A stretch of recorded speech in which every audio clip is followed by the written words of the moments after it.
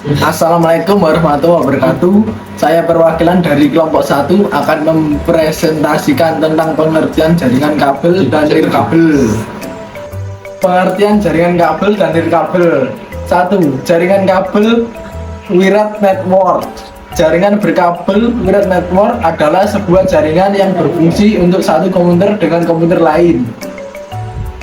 Diperlukan penghubung berupa kabel jaringan. Kabel jaringan berfungsi dalam mengirim informasi dalam bentuk sinyal listrik atau komputer jaringan. Kelebihannya: 1. Relatif murah. 2. Tingkat keamanan relatif tinggi. 3. Performa atau stabilitas jaringan dan bandwidth yang lebih tinggi dan lancar. 4. Mudah dalam instalasi. 5. Biaya yang murah dalam investasi jaringan. Kelemahannya: 1. Kerapian yang kurang dinilai estetika karena kabel yang berantakan atau sembraut. 2. Jangkauan dan akses celin yang terbatas. 3. Susah jika ada perluasan jaringan. 4. Wired LAN harus ditempatkan di tempat yang aman.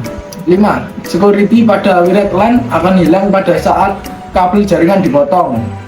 2. Jaringan nirkabel. Jaringan nirkabel atau wireless adalah bidang disiplin yang berkaitan dengan komunikasi antar sistem komputer tanpa menggunakan kabel. Jaringan nirkabel ini sering dipakai untuk jaringan komputer baik pada jarak yang dekat beberapa meter memakai alat atau pemancar Bluetooth maupun pada jarak jauh lewat satelit. Bidang ini erat hubungannya dengan bidang telekomunikasi, teknologi informasi, dan teknik komputer. Jenis jaringan yang populer dalam kategori jaringan nirkabel ini meliputi jaringan kawasan lokal nirkabel, wireless LAN atau WLAN, dan Wi-Fi. Jaringan nirkabel biasanya menghubungkan satu sistem komputer dengan sistem yang lain dengan menggunakan beberapa macam media transmisi tanpa kabel, seperti gelombang radio, gelombang mikro, maupun cahaya inframerah. Kelebihannya: 1. Jaringan rapi dan mempunyai nilai estetika, tidak ada kabel yang sembraut. 2. Kemudahan proses instalasi. 3. Mudah untuk perluasan jaringan. 4. Pengurangan anggaran biaya. 5. Jangkauan luas. 6. Pemeliharaan murah.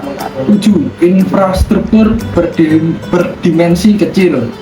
Kelemahannya: 1. Gangguan gelombang jaringan. Keamanan. 2. Keamanan data kurang terjamin. 3. Konfigurasi yang lebih rumit. 4. Kapasitas jaringan terbatas. 5. Biaya investasi cukup mahal. 6. Tidak stabil dan terpengaruh cuaca. 7. Kapasitas jaringan karena keterbatasan spektrum. Sekian, terima kasih presentasi dari saya. Wassalamualaikum warahmatullahi wabarakatuh.